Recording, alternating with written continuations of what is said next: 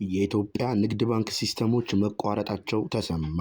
አንዳንድ የዘይት አምራች ድርጅቶች ነጋዴዎች ጥራት የጎደለው የዘይት ምርታቸውን ጥራት ካለው ምርት ጋር በመልክ እንዲመሳሰል ለምግብ ግብዓትነት እንዲውል ያልተፈቀደ ቀለም እንደሚጨምሩ ደርሼበታለሁ ሲል የኢትዮጵያ ምግብና መድኃኒት ባለስልጣን አስታወቀ።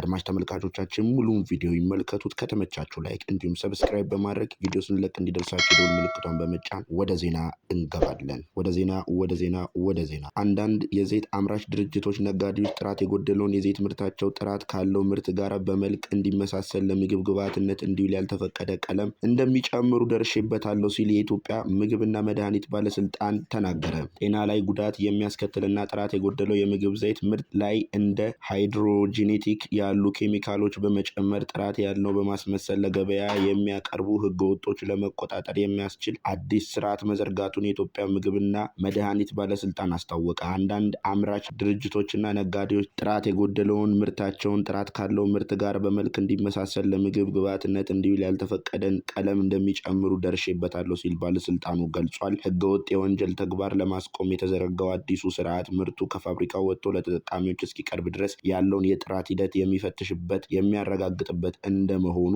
ጠቁሟል። በቴክኖሎጂ የታገዘው የአሰራር ስርዓት ድንገተኛ ፍተሻን፣ የላቦራቶሪ ምርመራን፣ የምርት ግብዓት ፍተሻን፣ የአመራረት ሂደትንና መሰል ለጥራት አስተዋጽኦ ያላቸው ተግባራትን ፈትሾ ማሳለፍ ያጠቃልላል ተብሏል። ባለስልጣኑ ከዚህ በፊት ደህንነቱ ያልተረጋገጠ የምግብ ዘይት ለገበያ ባቀረቡና የብቃት ማረጋገጫ በሌላቸው ከ70 በላይ የምግብ ዘይት ምራቾችና ድርጅቶች ላይ እርምጃ መውሰዱን ተቋሙ ገልጿል። በጣም ያስገረመኝና ያስደነገጠኝ ዜና የኢትዮጵያ ንግድ ባንክ ሲስተም ተቋርጧል። የኢትዮጵያ ንግድ ባንክ ሲስተም ማሻሻያ ስራ ጋር በተገናኘ ሮብ ህዳር 17 ቀን ማለትም ዛሬ ከሌሊቱ 9 ሰዓት እስከ 11 ሰዓት ተኩል ሁሉም የባንክ ዲጂታል የክፍያ አገልግሎቶች እንደሚቋረጡ አሳውቋል። የሚቋረጡ አገልግሎቶች የሞባይል ባንኪንግ፣ የሲቢኢ ብር፣ የኢንተርኔት ባንኪንግ፣ የኢቲኤም ማሽኖች እንዲሁም በፖስ ማሽኖች እና በኮር ባንኪንግ የሚሰጡ አገልግሎቶች በጠቅላላ መቋረጣቸው ተገለጸ።